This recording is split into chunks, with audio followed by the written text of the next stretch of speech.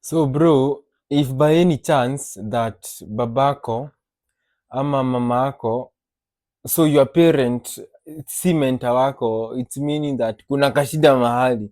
Kuna mahali mkoro wako na babako walicheza ndogo, ndo maana huwatambui, in that hawakui mentor wako. Kuna a valid reason mbona wewe bro una choose msee kama Elon Musk ama any other successful man ama any other successful woman to you girls. Mbona una choose huyo msee ako na kichele over your parent?